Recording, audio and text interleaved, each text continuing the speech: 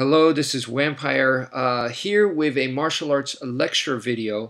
I haven't done one of these in a while, so I'm kind of excited to do this. Basically, the focus of today's topic is partner training.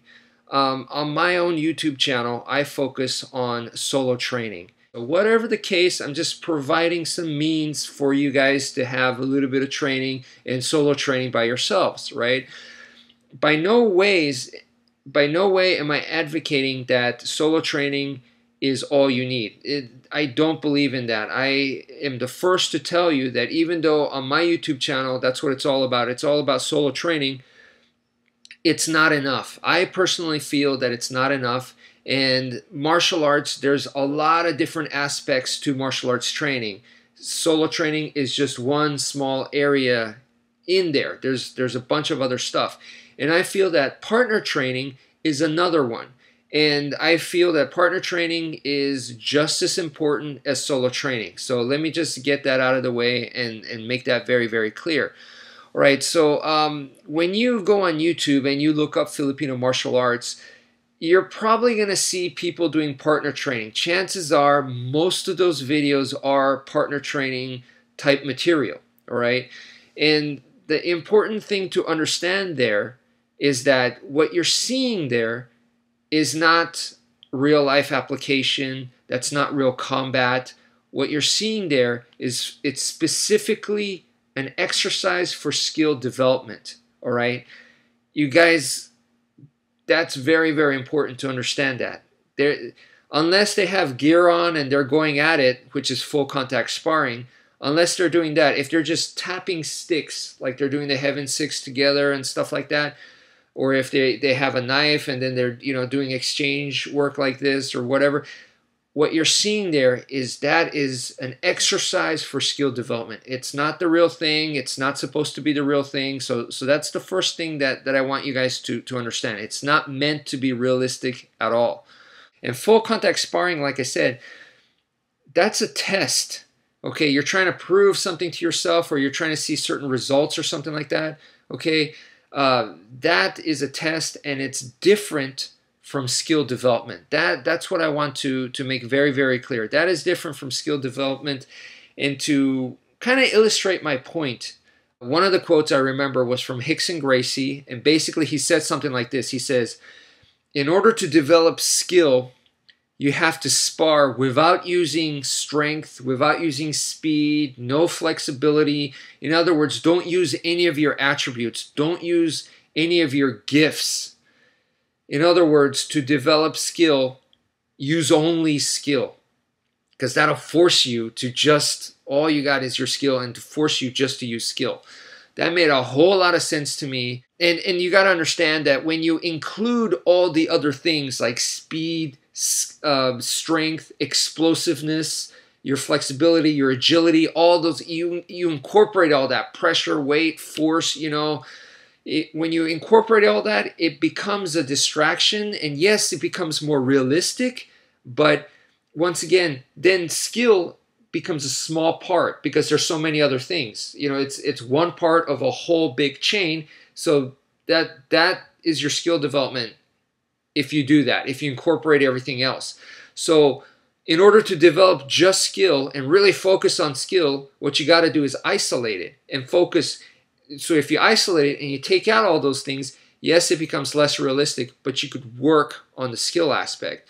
And you got to understand, when you do this kind of training where it's all skill and like you're tapping sticks and stuff, it's no different than like playing with a yo-yo all day and becoming really, really good with a yo-yo or piano or anything else like that, all right? It's just a skill. That's what it is. It doesn't mean you can fight. There are guys that I remember my old boxing coach said that he saw guys that were awesome on the heavy bag. They go to the boxing gym. They don't fight. They don't spar. All they do is work on the heavy bag, and they look awesome on it. But then you put them in the ring, they have a glass jaw, or they can't handle the pressure. They just freak out. They freeze up. Once, bam, bam, bam, once this kind of thing happens to your face, they just, they lose it, Two totally different things, okay? Two totally different things. So anyway, hopefully that makes a little bit of sense. Another example I could give you is a Bruce Lee quote, and I think it's very, very often misunderstood. And Bruce Lee said something along the lines of like, what did he say? Like, if you want to get good at sprinting, you have to run. Maybe he wasn't the first guy to say something like that, but he was one of the ones that definitely helped make it very, very famous. It's along the lines also of like, if you want to be good at swimming, you got to jump in the water, you got to swim. There's no way that you could just be on land and analyzing, okay, this is how your arms go, okay, and then you turn your hands this way and your legs go like that. There's no way. Jump in the water and actually swim, all right?